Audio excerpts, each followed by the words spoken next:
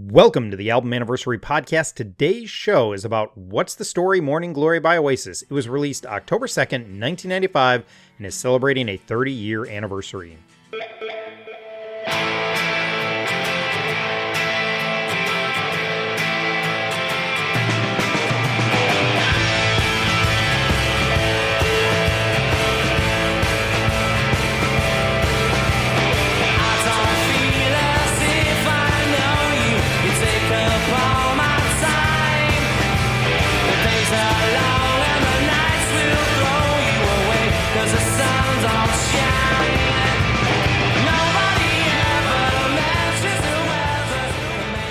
I'm your host, Caleb, or CalebTheSpy is what I go by on social media, and every day on social media, I do my best to post about what I call album anniversaries. So, on the Album Anniversary Podcast, we take a look at a classic album, an album we love, or an album that's important to us on the anniversary of its release date.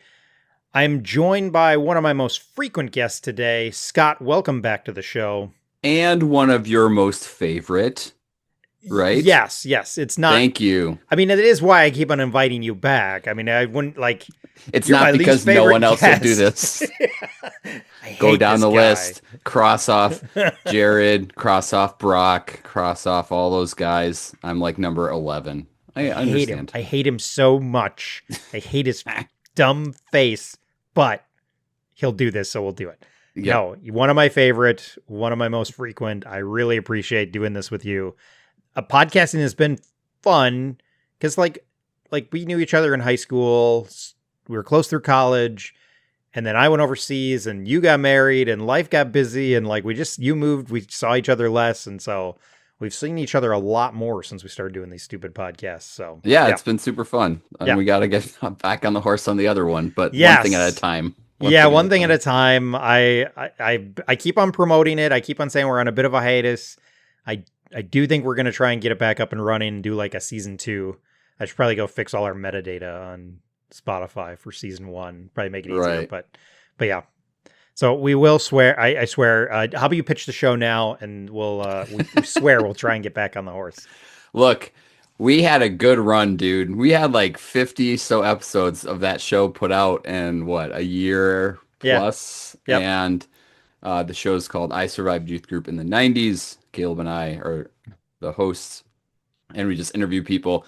Originally, it was supposed to be and was people from our old youth group back in the 90s. And just the reason for the show is, how has your life changed? How has your faith changed? How has your faith changed your life over the last 30 years?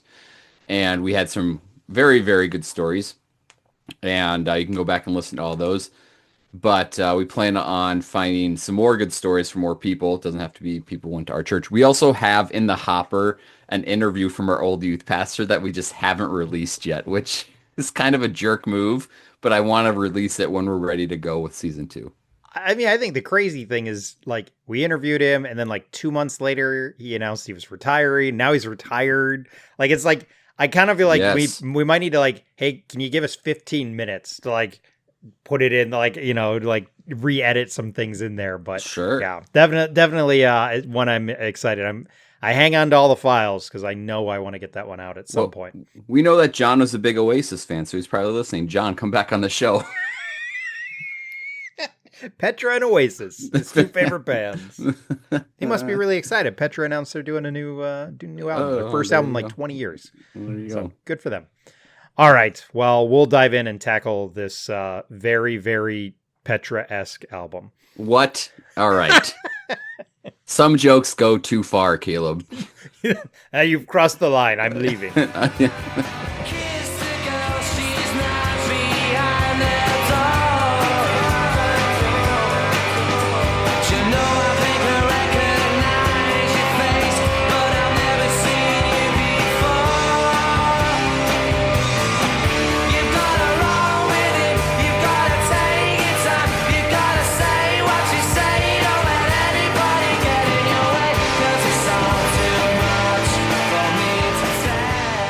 All right, let's go through some facts about this, but real quick before we do that, I did want to say we were throwing this together really quick. We didn't have a ton of prep time, so I apologize up front Usually I have a little more time to prep and do some stuff, but just because of the episode before this, or 2 episodes before this, was with Church Jams Now, and it worked better for their schedule to release it on the day we did. I kind of had that Michael W. Smith album kind of penned in at this spot, so that's why we had to shuffle. So I apologize. I'm not as prepared probably as I should be. So yeah, just wanted to kind of give that caveat that we're throwing this together really, really quick. Sorry about that. I know Scott was literally on the last episode that we put out about churches. So 2 in a row for you, even though we recorded that one 2 months ago. That's how it works. Yeah, exactly. All right. So we're talking about What's the Story? Morning Glory by Oasis. Again, October 2nd, 1995. I feel really good about that date. This is the band's second album, and it was on Creation Records. And honestly, I couldn't tell you another album off of Creation Records. I have no idea. Oh, that's actually interesting because there are a lot of 90s bands that were on Creation Records. I believe, well, we'll have to look it up, so you might hear some typing. But I do know the story of how they got signed to Creation Records is because the record label dude was in the crowd for one of their shows. Oh. And he was like, "Yep, I'm signing these guys." So let's see here. Okay, so I'm looking at the list. I mean, the Cramps, that's a name I'm familiar with. Guided by Voices, I'm familiar with that voice, even if that band, even though I'm not super familiar with their music. Jesus and the Mary Chain. Mary Chain, that one, they popped in the 90s.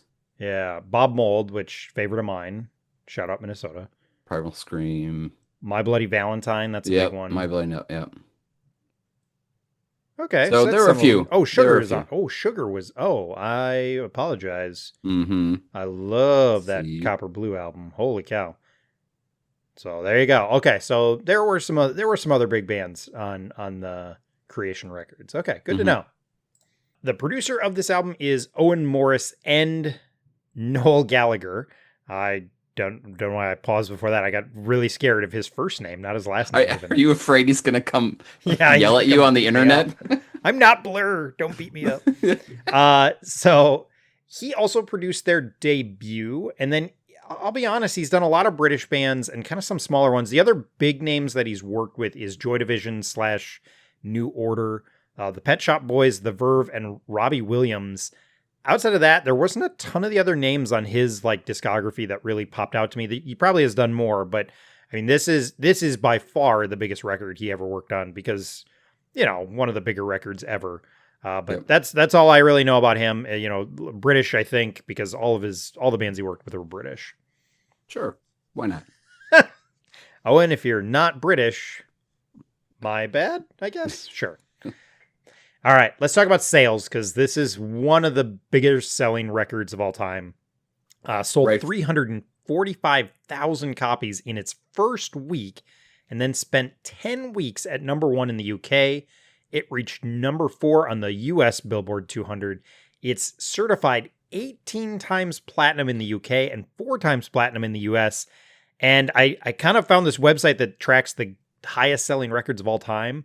And it's over its lifetime, it's sold 31 million copies worldwide, and it puts it at 81st of most selling record of all time, which, yikes. Yikes is right. I actually think in England, it is the 5th highest selling album of all time. That could be true, because it sold a ton there. So I believe in England, it gets up there. I know, when we were texting about this, I was like, it's the 3rd high. So that was obviously a mistake because I misremembered my facts. It was the 5th highest selling album of all time in England, and I will throw in another fact. Wonderwall is the 2nd most streamed song from the 20th century on Spotify. That sounds about right. What's number 1? What is number? You guess. Oh, I have to guess? Yeah, you have to guess. So 21st century. So that means before the year 2000? Yeah, 20th century. 20th century? Well, I mean, my guess would be, what's the Killer song? Mr. Brightside. That'd be one of my guesses. I'm going to go Here Comes the Sun by the Beatles. Nope. Dang it. Bohemian Rhapsody. Oh, I guess all English bands, I guess the Killers aren't English, even though they're more popular in England than they are in the States sometimes. Yeah. So yeah, to think about it, for the UK, it's 18 times platinum, and that's 5,400,000 sold. And in the US, it's 4 times platinum. That's just 5 million. So it's funny the numbers are different, Yeah. like 18 times platinum, because so many less people. But Yep. yeah, so it just, I mean, even between those two, what are we at? 10 million between the United States and the UK alone. I mean, Yep. monster seller. Monster. Yeah. Something that I found was kind of interesting is that the initial reviews of it were actually kind of mixed. It had some big ones, like some people did love it, but there was also some really poor reviews of it. It didn't come up flying out of the gate like super well reviewed as I was looking through some of them, which I just think is interesting because now when you look back at like retrospective reviews, all of them are glowing, which, you know, is Yeah. gonna happen. So I do think that's kind of interesting that, you know, again, out of the gate, it didn't have, and we were talking before on air, I still don't know how that's possible that you did. I mean, I just, whether we'll get into it, but I mean, honestly, I just don't understand. So I thought that was an interesting piece of information. There were pretentious rock critics back then too. I suppose. And Blur maybe reviewed it, and that probably went down. I'm going to keep on making reference to that feud. Yes, please do. I also believe that their first album debuted at #1 on the Billboard charts, and so Really? there was a high expectation. So they probably had, and obviously this sophomore album delivered, but I think they had a really high expectation set on them because wasn't their first single Supersonic or Semisonic or something like that? That was a mega hit. Supersonic was their first single, released in 1994, which is also crazy that their debut was a year before this, Yes. in August. So it's like what, 13 months between albums, 14 months. Cheapers, that's crazy. Mhm. Definitely maybe was an immediate commercial success in the United Kingdom, having followed on the heels of single Supersonic, Shaker Maker. That was good of me. And the Mhm. UK top 10 hit Live Forever. Definitely maybe it was released 29th of August. It entered the UK album charts at #1 within a week of it released. Holy cow. Yeah. And at the time, it became the fastest selling debut in the UK. Holy cow. Yeah. Yep. So they were already mega popular, and they're probably all eyes on this album to be like, oh, you got to prove it. Yeah. There were 6 singles from this. So what I thought was interesting is 3 of them were before its release. Some might say Roll With It and Morning Glory were all released before the album came out. They were all released in like September of 1995. And then Wonderwall, Don't Look Back in Anger, and Champagne Supernova were all released after the album was released. So I think that's kind of cool that like 3 of the singles had already been out before. I know that is like very, very commonplace now, but I just don't feel like too many albums back then were coming out with 3 singles before the album actually came out. Yeah, it's a weird setup, but maybe they had all these probably in the hopper ready to go, and they Yeah. wanted to get some preview for it out there and get some buzz. So And especially when they had 4 singles off their debut. So yep, that's like 10 singles in a and less year than a and a year and a half. half. Yep, Holy cow. Jeepers. Jeepers And those creepers. singles weren't even Wonderwall or Champagne Although Supernova. I will say Champagne Supernova was not a single released as a single, and it was only released in Australia, and that was May of 1996, so almost a year Okay. after it. So, but yeah, anyway, lots of singles off this, obviously lots of big hits. Yep. All right, that's all I got for facts. You any other fun facts you have? So I grabbed some facts from Uh-oh. my. Uh-oh. Yeah, I'm He's got coming facts. locked and loaded. Um, from my boy Rob Harvilla, who is, probably not listening to this, but I went back and Probably not listening. I can he's guarantee not listening. definitely maybe not listening. Um, Well done. yes. And I found some of their backstory interesting. And obviously, these dudes are very antagonistic, Yeah. right? Towards each other, towards other bands. They're always crapping on other bands, really, no matter what, Yeah. you know? And they came from an abusive household. And they would say, I think Noel said that his dad beat the music into him, Hmm. which is kind of obviously a really terrible setup. And then I think Liam would say that said that he got beat up once, and that knocked the music into him too. So there's this in their history, this combination of music and, for lack of a better word, violence for Hmm. them. Now, I wouldn't consider their music violent by No, any not at means, all. but kind of their attitude and the way they've kind of always gone about it with each other, I think stems from some of that. And we're just never going to get away from it, right? If their relationship now is just transactional, like, hey, let's get together and do concerts because it sells millions of dollars and we can make a lot of money. Okay, that's well and good, but they're still brothers, you Right. know? I mean, So, there is a documentary. I thought there was like a documentary out about like their reconciliation or something. I mean, it does seem fairly legitimate that they are like, yes, maybe it was spurned by some transactional stuff, but it almost feels like did they both go to therapy at some point and like actually realize like let's not hate each other. I know as of like 2021, 5 years ago, they were still fighting, but maybe they've made up.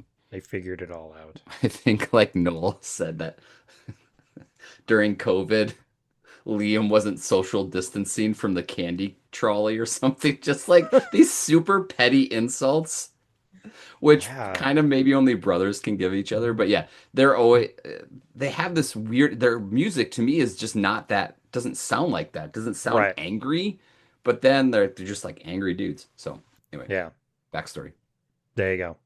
All right, let's dive in and tackle some There are questions. many things that I would like to say to you, but I don't know how. Because maybe you're gonna be the one that saves me. And after all, you're my wonderwall.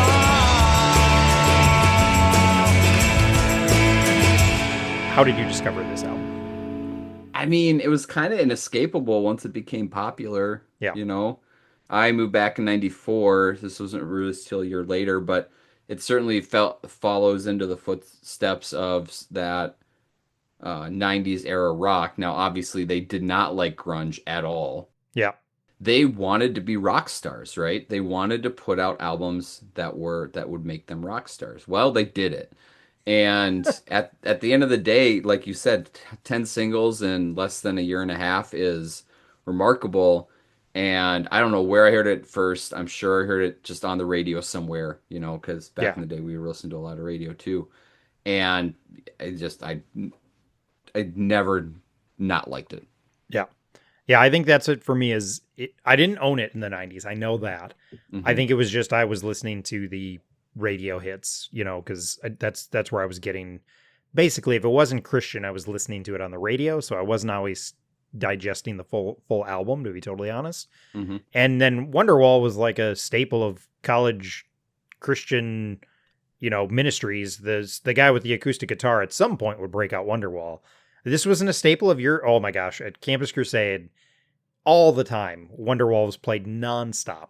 No one can see my face because this is an audio medium, but my face is just contorted in confusion. How was there some sort of spiritual aspect that they just wanted to play it? I think it's just an easy song to sing along to. And so Okay. like somebody would grab it. I think it's a fairly again, I'm not a musician, but I think it's a fairly straightforward guitar riff. Like it's you know, we'll get into it when we talk about songs, but like it's a fairly easy song to play and sing along to. I think that is the main attraction to it. And everybody Hmm. knows it. I mean, yeah, second most streamed song of the Oh yeah. 20th century. So I think that's part of it is it just makes it super accessible to be cool and play that non-Christian song that doesn't have Well, any swears. I was just well, true. I was trying to find like you know back in the day, youth group or Campus Crusade. There was always a desire to link up something that was quote unquote non-Christian to the Christian world and just be Yeah. like, it has spiritual meaning, everybody. And so when you said that, I was like, where's the spiritual meaning? Yeah, no, And nothing to do with that. almost certainly the song is about Noel's first wife and girlfriend at the time, but also too, or maybe Liam's. I'm sorry, I don't know. Don't not either of those people. Please don't beat me up. Yeah, don't beat us But up. um, the one of them, I think maybe Liam, has very famously said that lyrics are meaningless, like they don't matter. Yeah. And obviously they're writing lyrics for a purpose, right? If whether it's about women or be frank, cocaine. There's a lot about drugs too. But they've traditionally said that, lyrics are just a medium to kind of get this music across to you. Hmm. So like I would be really surprised if there was any sort of spirituality that you could find in the lyrics of Wonderwall. Yeah, But none. it makes sense if it was just fun to play and Yeah. sing along to. I did eventually buy this though. I do own a physical copy of it somewhere. I don't know if it was post China but I do have one. I was gonna dig it out, but again, we're going so fast that I didn't have time. But I have gone back and I do actually. This is the only album of theirs that I own a physical copy for. I have definitely I think I got a cheap digital copy. So yeah. Yep. Awesome. So Sally can wait. She knows it's too late as we're walking on by.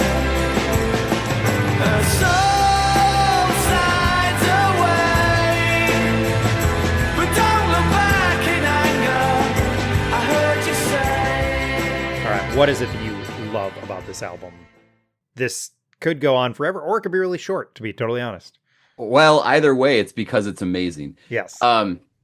Was it my first No Skips album? Probably.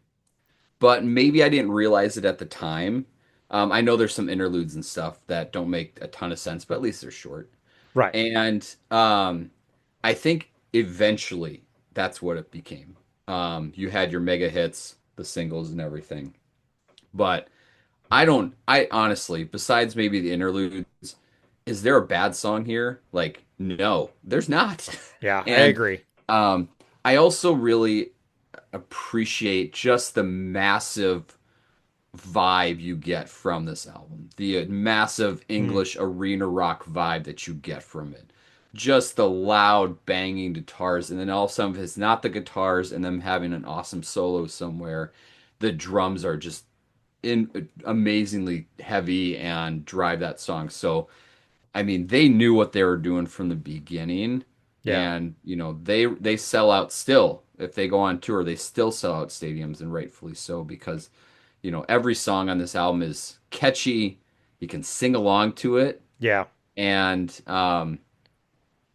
it just, over time, I realized how much of a gem it actually is. I think that's what's really interesting about them not caring about the lyrics is that every chorus works, I feel like.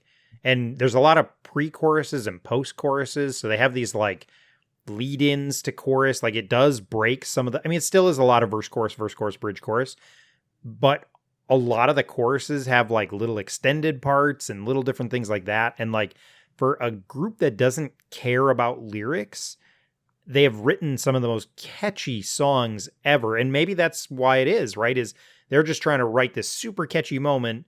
So who cares if the words make sense? It doesn't matter because what we want it to be is the vibe.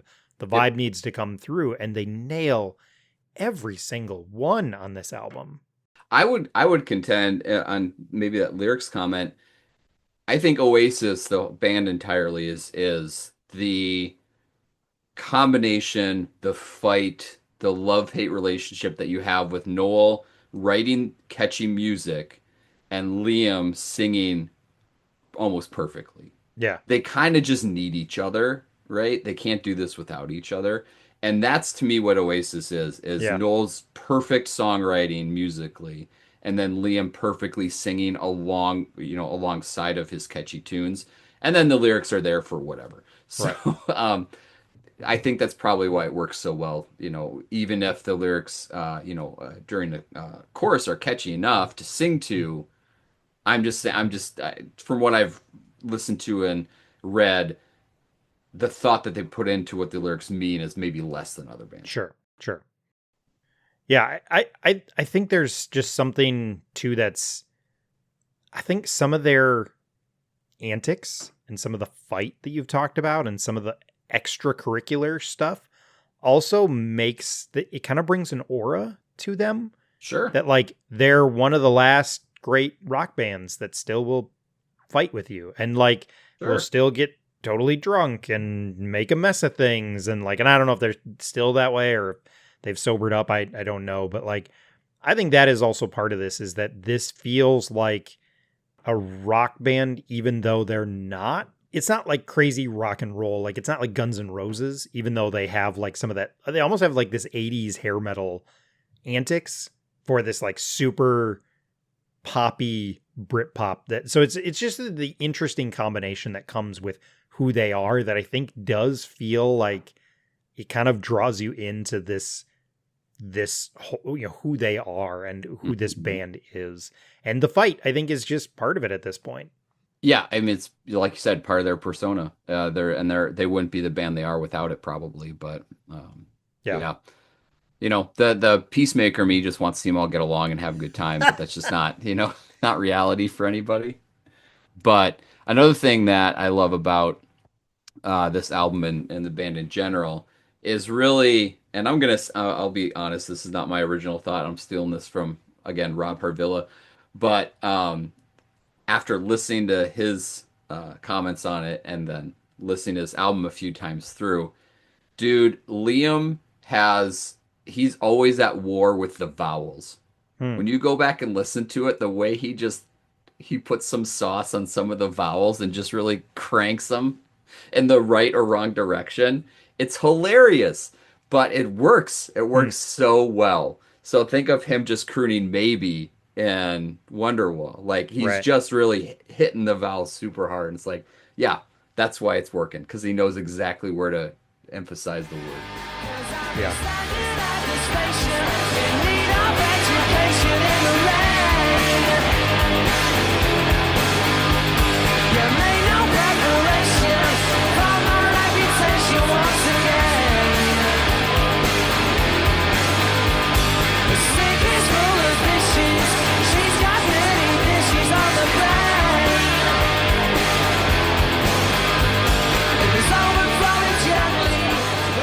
Let's talk about songs here. So what's the song that you feel like you need to talk about? And I know a lot of times when you and I get on here, we talk about all of them.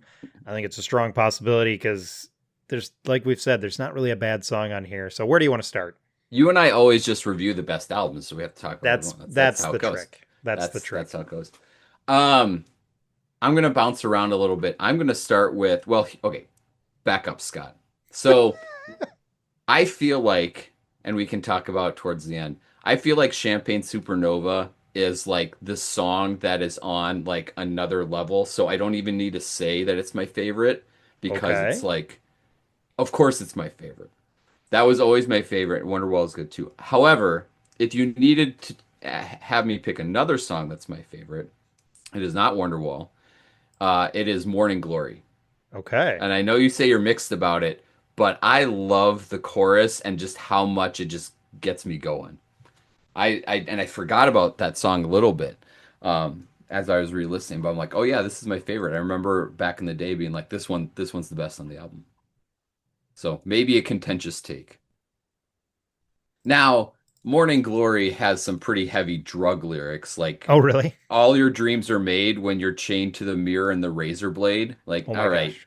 Yeah, they did a lot of cocaine, but I don't like it for that reason. I just think it builds and it's super catchy. Yeah, so I feel, so you're right. My note is I am mixed on this song. It has this fun hook, and I do like how it's a great kind of rock song. Maybe it's that it just feels very different than some of the other things on here, where everything else feels a little more poppy, where this one does feel a little more like they're leaning into that rock side of things. Mm-hmm. That's interesting, though. It is the title track, so that's true. They must have seen something in it. I mean, it's not. It's kind of the title track. So I like it. I don't know what it is. Maybe it's just too late in the album, and I'm like, it comes off of She's Electric and leads into Champagne Supernova. But yeah, I think it's a good song. Again, I don't think there's a bad song on here, but so that's your favorite, huh? Morning Glory. That's my favorite. I really love, I think the second half of the song, every single piece of the band is coming together perfectly. And it really, I don't know, it's always been something that is in the back of my head, kind of, I'm chiming along to it. Interesting. Yeah, it's definitely not my favorite off the album, but I mean, I respect it. I respect it. Hot takes by Scott. All right, your turn. What song do you like? Oh, I'll go back to the opening track because I do feel like, again, it kind of even though I don't think it's a track that blows you away. Mm-hmm. Like, so the opening track is called Hello. It doesn't blow you away. Like it starts in slow. Actually, I think the chords that you hear before the electric rips in, I think it's Wonderwall. Like, cause there's this drawn out part, and then there's like Yeah, these, they a couple have a little acoustic bit of that. Yep. chords, and then like the electric part kicks in, Yep. which I think is just interesting that maybe they knew how catchy of a song Wonderwall was going to be. But like, I do think it's a really solid opener and kind of does set that tone. You get some of the ripping electric guitars, and then it kind of just level sets with how catchy this record is going to be, because it one, especially when they get to that chorus, it's like, here you go. Every chorus is going to rule. Yep. Get ready. Yep, this is what it's going to sound like, and they're not going to be the same. Yeah. But they're all going to sound, something like this, and they're going to be good. So Yeah. let's have some fun. Yeah. So I really like it as an opening track. I think that's the other thing, is that, again, not a bad song on this record. I don't think there's a better track to open the album with, so maybe that's why it works so well as an opening track. Yeah, I would agree with that. If you're going to choose one, this is probably the opener. Yeah. Yeah. Awesome. What do you want to talk about next? I'll just be that guy and talk about Wonderwall, only for a very specific reason. Well, a few things about Wonderwall. First, it's as I understand it, Liam hated it at the beginning. He was like, "This song sucks," which is just weird, dude. It's so weird. But you know what? It's their song, so he doesn't have to like it. As you said, it's easy to sing along to, and obviously it's a tremendous tune. I believe the title comes from either a movie that George Harrison was in or made the soundtrack to. Okay. And so it really is kind of meaningless, actually, the term Wonderwall. I think. I could be wrong about that, but I know it has something related to something that George Harrison did. Speaking of them almost being the Beatles. Yeah. But part of the reason I like it is I'm a big soccer fan, and at the Minnesota United Stadium, the fan section is called the Wonderwall, and if they do win, which they've been winning a lot this season, they're having a really great season, then at home, then everybody sings Wonderwall at the end of the game. Sure. Speaking of being easy to sing to, right? Yeah. And so all the players are there, by the fans, thanking them and everything. So it's a fun thing. And I think it's a little meaningless. It's just a wall of people. That's all it means. And they call themselves a Wonderwall. So, but if there isn't a more iconic 90s song, I don't know what it would be. I mean, like, Smells Like Teen Spirit is yeah, okay, all right, that's the same thing. We don't talk about that because of course it's duh, but I mean, honestly, I can't think of another one besides Smells Like Teen Spirit that would put me back into my youth more than that. So let's do a quick top 5. Smells Like Teen Spirit, Wonderwall. What are you gonna pick for Pearl Jam? You got to pick a Pearl Jam song. Even Flow, okay. Yeah. Does Alice in Chains get one? See, I just don't think they're that big. I would probably put a Hootie and the Blowfish. Do we 19th biggest album selling in America ever. I mean, sure, it doesn't have to be one that I like, right? But I'm just thinking in terms of popularity. Yeah, that would probably be up there. Kiss from a Rose from Seal. Dude, get out of here! I'm leaving this podcast. I Believe I Can Fly by what's his name? No, I just think it's so ubiquitous. Yeah. No, you're right. I think it's the quintessential, whether they like it or not. It's when you say Oasis, I think most people think of Wonderwall. Even if it's not their best song, my guess is it's the song that everyone goes to, because it is. It's their most recognizable song. It's so easy to sing to. I would argue it is a perfect pop song. I mean, it is. Oh yeah, it's perfect if you're going to construct a pop song. From those first couple chords, you're just like, just drawn in, and I still am kind of confused that it's the 4th single. Like, that's really interesting that they didn't put this out front before the album came out. That's crazy to me. Mm-hmm.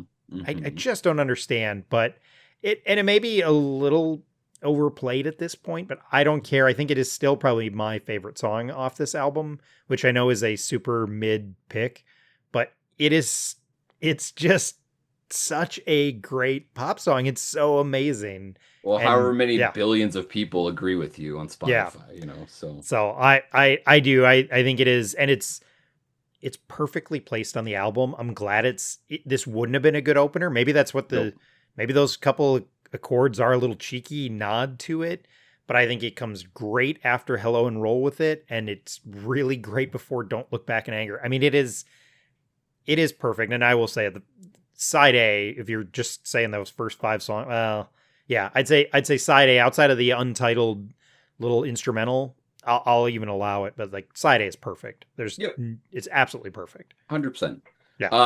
Wonderwall on Spotify, 2.5 billion plays. Jeepers. What a monster. So yeah, I mean, a lot of people that agree with you there. Yeah. All right. You did that one. Let's talk about the next one then. Let's talk about Don't Look Back in Anger. And why I think it works so well after Wonderwall is that I think it still might be verse, chorus, bridge, whatever. But it doesn't feel that way. Like it kind of has a unique structure. Yeah. And I think it just works so well because then when he gets to that point where he's yelling out, or not yelling, he's singing out, so Sally can wait. I mean, it's like this amazing release of tension. Like, I don't know what it is about that moment. I think I kind of even forgot about it. And, I'm going along and then he gets to it and it just explodes. And it's just this pure, perfect blend of music. I don't know what it is. And the fact that it comes after Wonderwall, it's another one that is perfectly placed. It works so well. The pacing on it is so good to follow up. It's another one of my favorites. Again, and I'm kind of a little biased to Wonderwall and Don't Look Back in Anger as two of my favorites from this record. I believe this song is about his mom. Oh, that's nice. His mom, as I alluded to earlier, unfortunately, also suffered abuse at the hands of their father. And I could be wrong about that. I'm trying to skim quickly, but I believe it is something having to do with their mother. So there's probably some emotion in there that comes through and in the way they sing in that. Well, apparently it's often criticized for borrowing from other artists. Oh. Well, who knew? Thanks, Wikipedia. Yeah. Speaking of, so if I'm looking at comments on this, speaking of them not being maybe so serious about the lyrics, of the character Sally, they say, I don't actually know anyone called Sally. It just fit at the time. Yeah. Yep. I mean, and that does speak to them even kind of prioritizing like the vibe. I mean, it really is. It's especially if you're going to, some of the lyrics are going to, although some of them, Morning Glory, obviously a very direct drug reference, but the rest of them kind of be like, kind of loosely inspired. It's kind of this ultimate vibe record in a lot of ways. Yeah. I think some might say is another kind of sleeper hit for me. There's just a lot of catchiness. Many of these songs you just like go to and sing at karaoke and a bunch of people are going to go up with you to sing it, And I think that's kind of what this song is to me, is just like a group's sing-along, a concert sing-along song, Right. And that's how I kind of hear it. I kind of like the janginess of I just made up that word, of the guitars on this song. But it makes sense if you go back and listen to it. It's just kind of got a little bluesy to it that I had forgotten about. I really like it. And I think it's a healthy length too. Some of these songs are, and they're pushing the 5-minute mark, right? So like, right. You're enjoying it and they're filling the time, not with repetition, but a good guitar solo or something that's got. Yeah. That guitar is, it has this blues thing, and it also makes me feel very like the British Invasion. Like it kind of makes me think about those bands as well, like the way they just kind of let that guitar ride, that electric guitar ride at the beginning. I don't know. It makes me feel like kind of there, because I think that's a huge inspiration to them, obviously, is, the Beatles and probably the Rolling Stones as well. But like, Mm-hmm. like, I don't know, there's something about that guitar that you could argue it feels out of place with the rest of the record, but I like how they kind of just give it a little space to breathe. And it's the construction of this album is just so good, and it all works so well, because then it builds to that chorus when they kind of speed things up a little. So it's like it's taking its time, and then he gets to that chorus and he just kind of belting it out. I don't know. It's another just kind of perfectly constructed song. I still think it's an interesting choice for the first single. I don't understand that, but there you go. Yeah. I would have to maybe think about or go back to listen to Definitely Maybe and see if it maybe sounds more like that. Yeah, and maybe they're trying to be like, okay, don't worry, we're kind of still the same guys sort of thing. Yeah. It works as a single, the first single though. Oh yeah. It's just an interesting choice, because if you were going to say, hey, there's 10 songs off here. Yep. Like, I don't know if that's the one you would pick as like your single, your first one anyway. But clearly did something right, because the album's very. Yeah, I guess it didn't turn people away. Oh, I'm done with this band. Right. Stupid. All right, well, let's go right then into Cast No Shadow. We're gonna just end up talking about these. I love the mood that gets set on here, and again, it's another catchy song. How many times have we said that? But I kind of, there's a mood that goes along to Cast No Shadow that I really, really like. It's just, I don't know, again, it's another unique sound that they threw on here that feels unique, but still feels cohesive. So, yeah, that's a little bit of a song that came out of nowhere for me on the re-listen. I was like, I don't really remember this one. And then it came back to me like, oh yeah, very, again, like you said, catchy, a little bit of a mood switch, but it's not that bad. Yeah. And again, I don't know what they're singing about, but it's not the first time they use the strings, because Wonderwall's full of strings. So I think that's the other thing, is it has those, and that's what I think maybe sets a little bit of that mood. And it's a soft song, which doesn't, I don't know, maybe I'm not right, but like, I don't know. I think it's a really nice breath of fresh air on this album. Quick question. What instrument is featured on Wonderwall besides their regular stuff?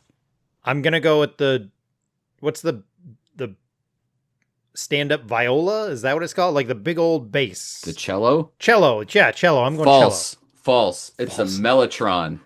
Oh. It's not a string instrument, or it might be a string instrument, but it's not like a cello or bass or anything. It's a mellotron. Mellotron. Okay, hold on. This one I'm certain of. According to Wikipedia, it's Paul Bonehead Arthurs on mellotron, parentheses cello.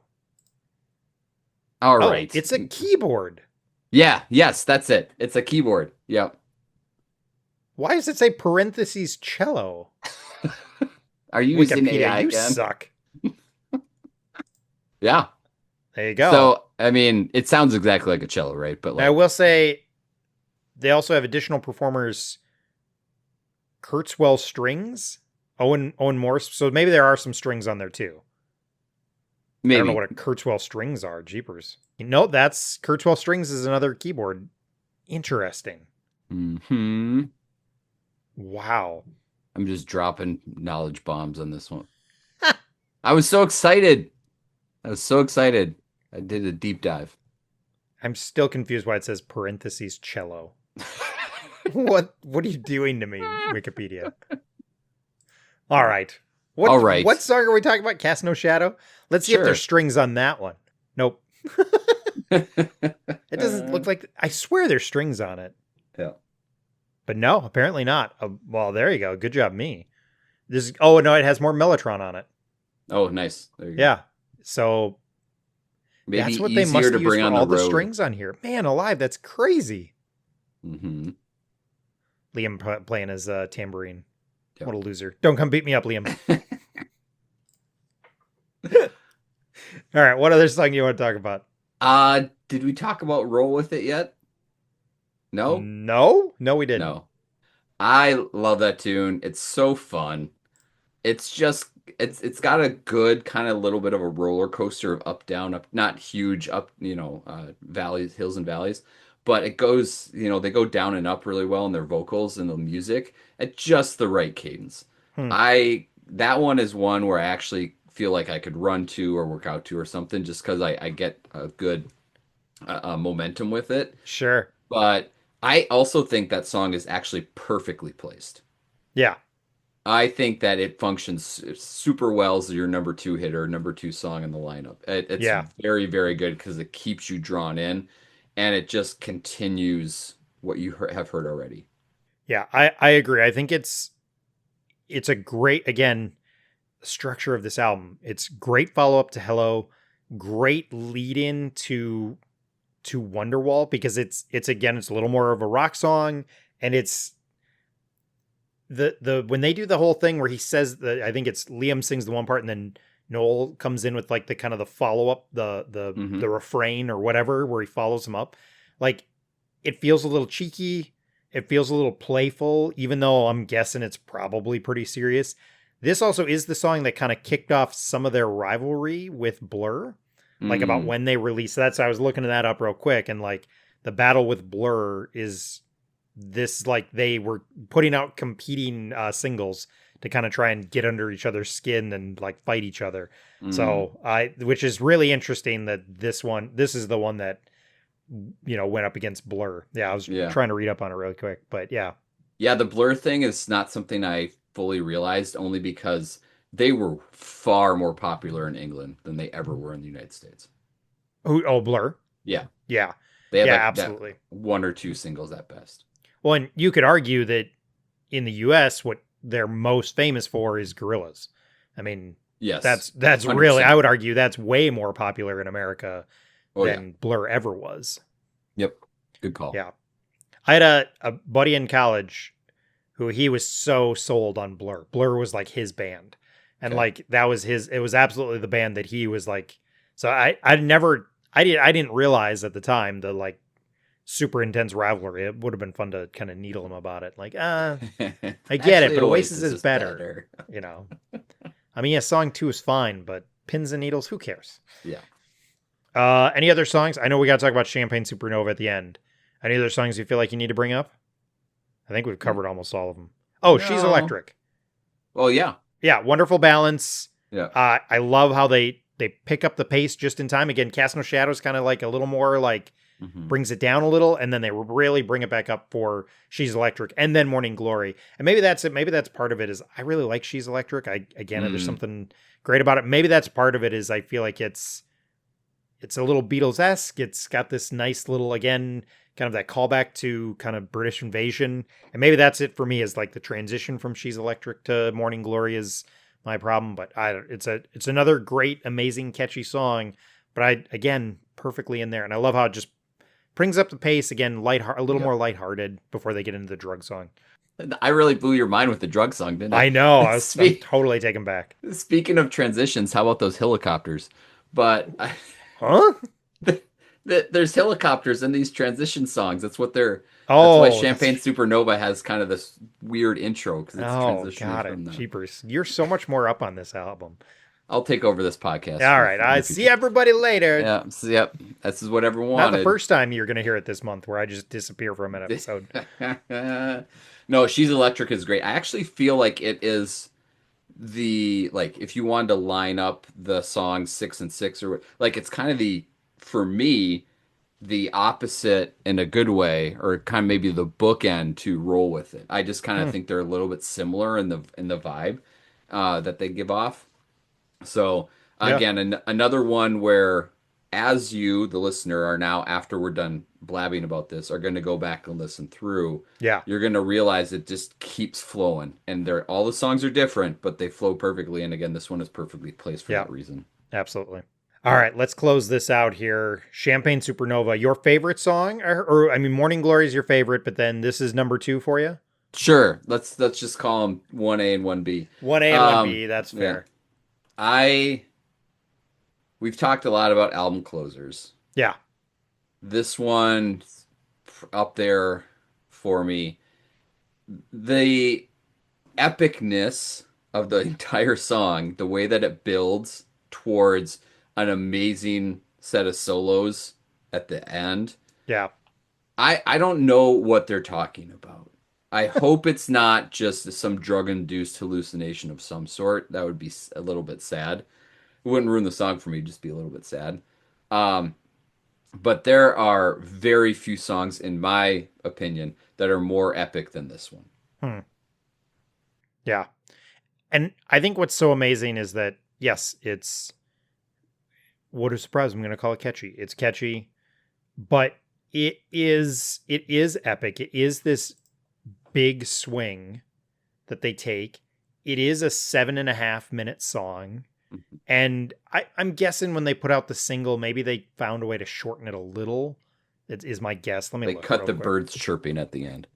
Okay, so yes, the radio edit is only 5 minutes. Yeah, makes sense. So, they cut it down a little, but just so we're clear, a 5 minute radio song, even that, most people, when they cut down to their radio single, it's down to 3.5 minutes. Yeah. This would peak at like number 1 on the Canada rock charts. It would peak at number 1 on the alternative airplay charts in the US. Jeez. This is a song that is 5 minutes, that takes its time. It gives space. That's what I love about this song. Yeah. Is that it is epic and catchy, yet it still just gives everything its place to let it breathe. It is a huge swing, and it just works so well as a closing track. It kind of is this, not only is it a great song, it feels like a perfect close to the album. Yep. It takes all the things that have worked and just does something slightly different and ends so well. It's got to be up there if we're talking all-time greatest closing tracks. Was that one of our Music League things? Did anybody submit this? Ugh, Oh man, we're gonna call out our Music everybody. League. Hang on, Caleb, you should do an episode where you get a few of us to come on and we have to rank closing tracks. We have to like draft them. That'd be even. Ooh, that's a good idea. Draft closing tracks. That's an amazing idea. Best album closers. You're all right, Music welcome. League. I'm calling out my Music League, our Music League people. Oh, results. Scott is my biggest fan. Jared hates me. Okay. Jared hates everybody. We learned that this week. Yeah. Just Every New Day, Juliana Theory, In a Sweater Poorly Knit. That was a good one. Reset by Mute Math. Hey, that was Pissing mine. everybody off. Mute Math just doesn't do it for me.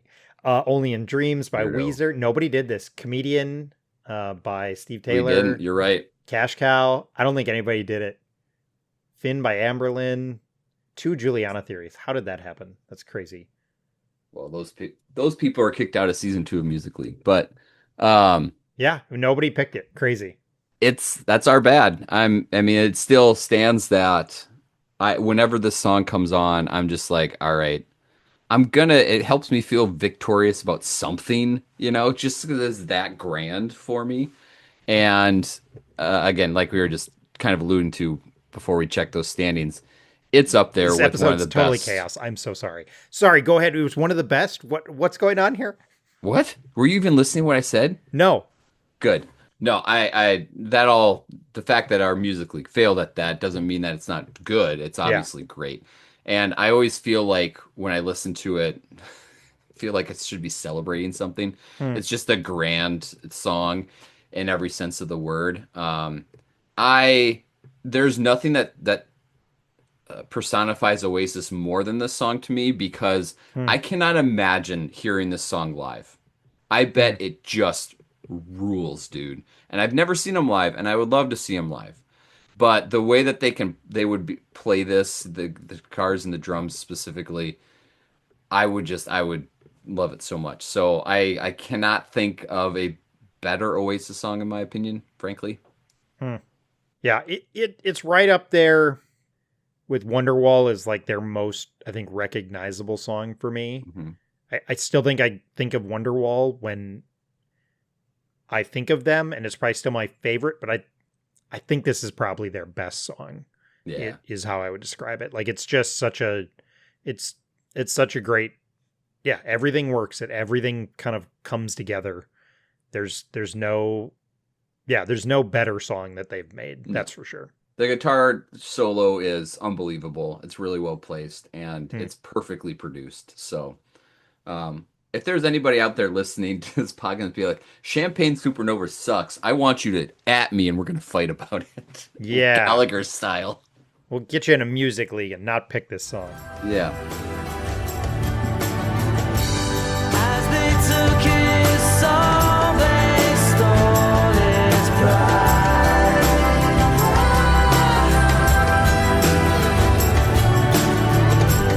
As they took his soul, they stole his pride.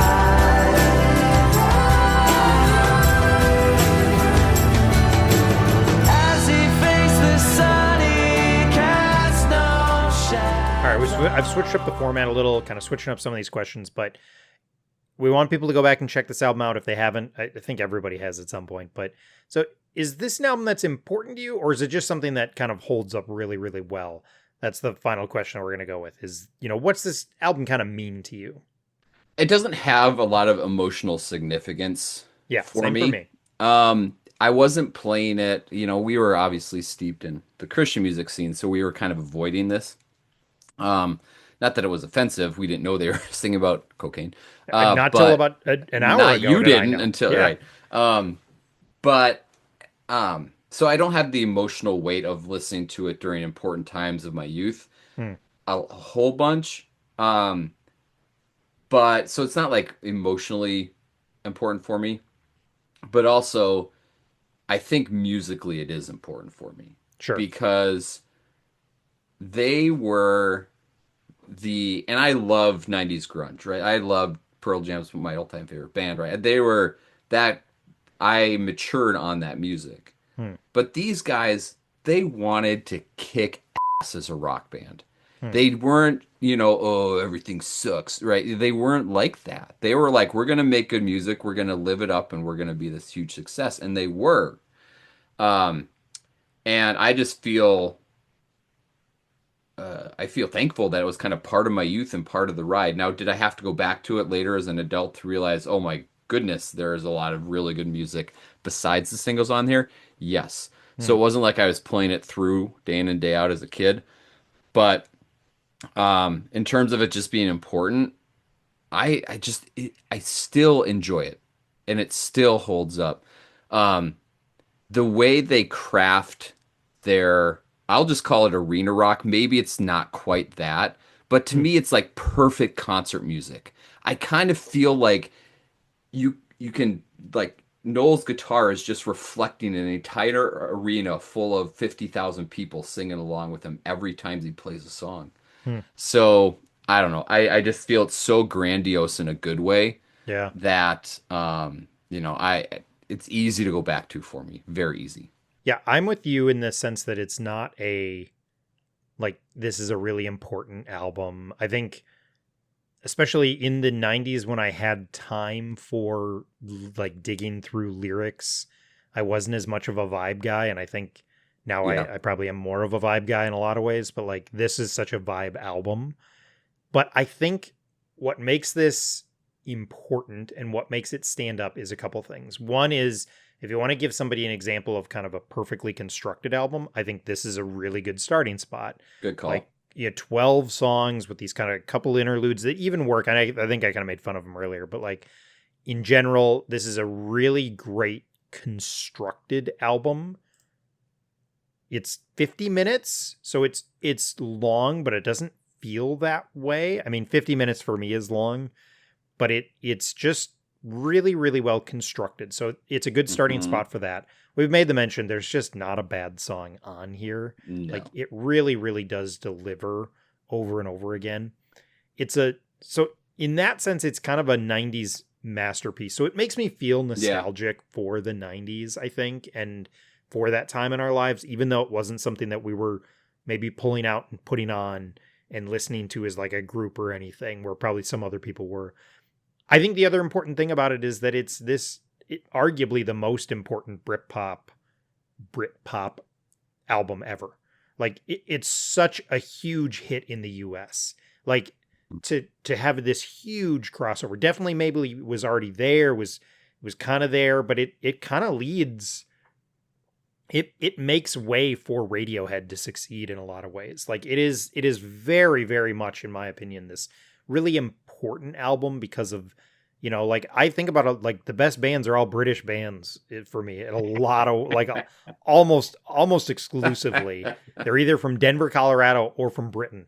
And this really kind of makes that possible in a lot of ways. And yes, you would still would have had, I think Radiohead still would have broke in the US, but like, I don't know. There's something about this that really just pushes that Britpop everywhere. And so I think that's the other thing, is it's just important for that perspective.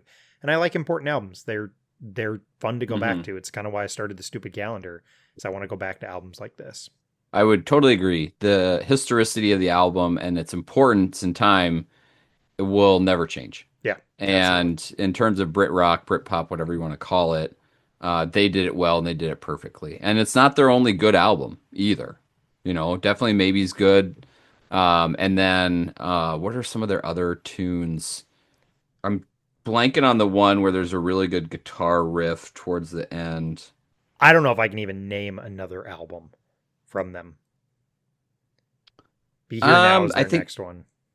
I think they have. I can't remember. The other one. I've listened all the way through to Be Here Now. Okay, All Around the World. That's a good tune, really good tune. But I will tell you, one that I only very recently, upon our little endeavor here to re-listen and talk about the album, go listen to Acquiesce, which is a B-side, which would be a really good Music League category, by the way, best B-side song. Oh, yeah. But that song, you could fit right into What's the Story, Morning Glory, and you'd be like, yep, another one. It's really good. So I recommend go listening to that one. But yeah, they have so many good tunes, and everything culminates on this album. Yeah, I think it is still their magnum opus, even with some of their better, even if they've got other great songs, it's still the, like, if you're going to tell me like, hey, I can only have one Oasis record, this is it. Yeah. It's not even really close. Yeah. But yeah.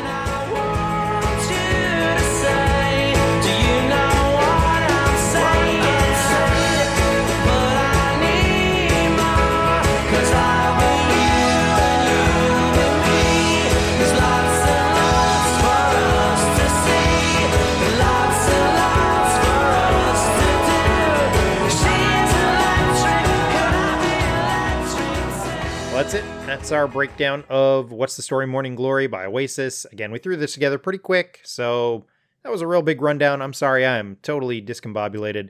Released October 2nd, 1995, celebrating a 30-year anniversary. We talked about the podcast earlier. Where can people find you online? Because I know you literally challenged people to @ you, so you can find about Champagne Supernova. And I don't even know. Better get that out there. I don't even know my Twitter handle off the top of my head. Just email us at isurvivedyouthgroup@gmail.com and we'll figure it out from there. Yeah. His Paleness is the easiest way to find you on Twitter. That is true. Yeah, that is my name. It's a dumb name and I love it. But I know our podcast, you can email us. If you want to be on the show, isurvivedyouthgroup@gmail.com. If you want to find me online, His Paleness, or it's probably just like my name with some numbers on Twitter. Caleb, throw it in the show notes, will you please? It's in the show notes. And I'd love to interact with you. Yeah. Can we add more people to our Music League? Maybe we can do that. Dude, we had 12 people. That's a lot. Is that too many? That's a lot. That's 12 songs you got to listen to every round. I guess. I mean, you're the music guy. You do like listen to it all the time. I just don't want to feel like homework. I've listened to like 14 albums in the last 2 days because I was trying to catch up on stuff. So okay. Sorry. It's all I do all day. I can listen. The great thing about Teams, if you work from home and you have Teams, you can play music in the room and Teams blocks it out. It's incredible. I mean, it's amazing. I'll be in meetings and like listening to stuff and people like, they know I'm listening to music. So they'll be like, Caleb, what are you listening to? And I'll tell them. So there you go. All right. Well, thanks, Scott. Go check out Scott's Twitter handle. Add him. Fight with him about Champagne Supernova. I really appreciate you helping me out here. Again, schedule got goofy, and this is why I'll mention it at the end. This is why I have the spreadsheet. Scott's name was on this, and so I was like, hey, can we throw together a show real quick? And then we were free and we did it. So put your name on my spreadsheet so you can jump onto a show super last minute and be unprepared. Or see me unprepared. You were actually much more prepared than I I was. felt very prepared on this one. Yeah. I'm glad you asked me because I got very, very excited because I'm like, oh yeah, I remember how much this is how amazing this is. So that's why I just kind of dove headfirst into it. That's actually another reason to be on the show is you get to deep dive into an album that you may not have listened to in a while. So awesome. All right. Thanks so much, man. Thanks, Caleb.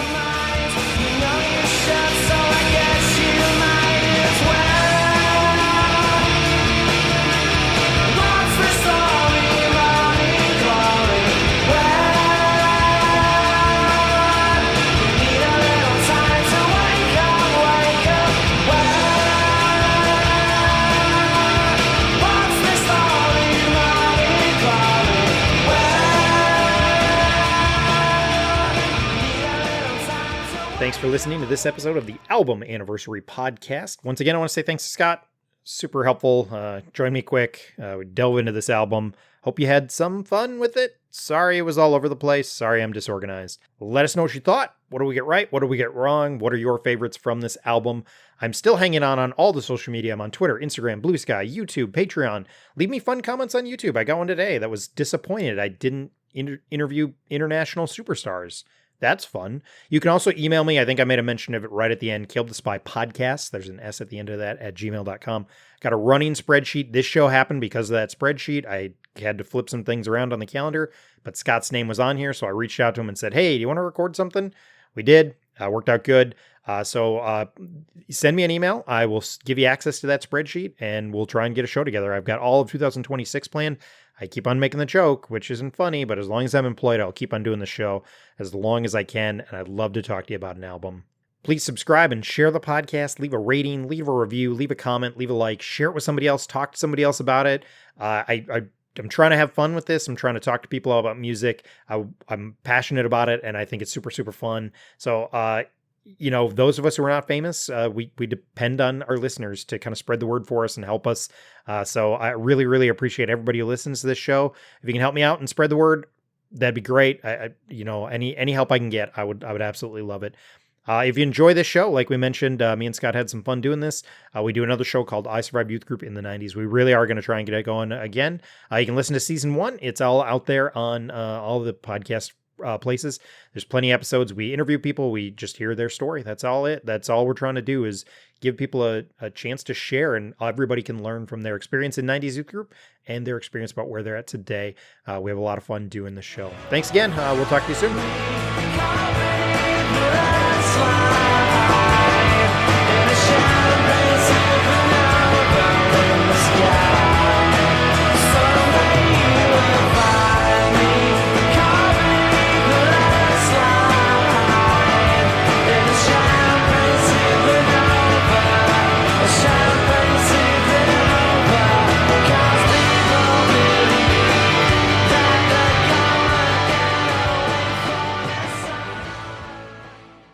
Okie dokie. Okily dokily. There you go. I want to cancel Disney Plus. There's a rant I can go on. There you go. They jacked up their price. So I never even had it, so it wasn't even a thing. But for me, though, I love the comic book stuff. You can get all the Simpsons. Oh, yeah. You can get all the Star Wars stuff. My kids are really into that. We watch all of Mando. Yeah. But I'm feeling so done with it. They jacked up their price, and so we went to like the $10 a month. But then we got to watch commercials. Which, fine. If you aren't ridiculous with them. Right. Every 10 minutes, I have to watch 2.5 minutes of commercials. It's worse than actual television. I'm like, what the crap? Like, just, you're killing me. And I haven't watched a movie. I should probably watch a movie in time. But when I'm watching The Simpsons, like, for my lunch, I take 15 minutes. I run upstairs. I quickly cook something. I eat it and come down. I watch The Simpsons. Now I'm watching 5 minutes of commercials to watch 10 minutes of The Simpsons. And I'm like, boo. Screw you guys. Screw you guys. I'm going home. Screw you guys. So, okay. Here we go. I'm ready. Which is, we'll get into it. Yeah. Okay. I'm back to this. It's like, I was like looking at, I thought I still had Definitely Maybe up, but I didn't. And I was like, Morning Glory was a single off of Definitely Maybe. Ugh. But I was looking at the wrong thing. Good job, me. Foreshadowing. Yeah. Foreshadowing. Literally foreshadowing. I think my microphone went out. Hold on. Oh. I'm starting my Audacity back. I apologize. Okay. 1 second. I can also use the Zoom. Yeah, I don't hold that about their mom comment. I can't confirm that right now, but I think that's the case. Hold on. We can do this. Can we? ChatGPT was made for this moment. Oh, screw ChatGPT.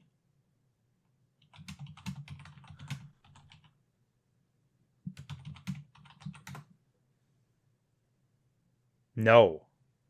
Don't Look Back in Anger is not about the Gallagher brothers' mother. Oh, my, see, this is why I don't trust AI. No, Don't Look Back in Anger is not about the Gallagher's mother. Rather, the lyrics are about their mother. Oh, Makes no, it's sense. something else. Oh, man. Well, I'm Cut all this out. Maybe it's Live Forever. This is all extra stuff. Yeah, Patreon exclusive. Patreon exclusive that I don't do anymore. Well, we're doing so much Googling on this show. Yeah. Show is 90% us clicking. Oh, that's a way to transition. All right. We talked about all the songs. Let's finish it up. All right. Okay. So, final song. Final song. All right. I've switched up the format a little here, so we're ending with more of the song golly. Yes. Has it been a long week? I can't tell. I have the music. I still have Champagne Supernova playing in the back. That's probably throwing me off. Okay.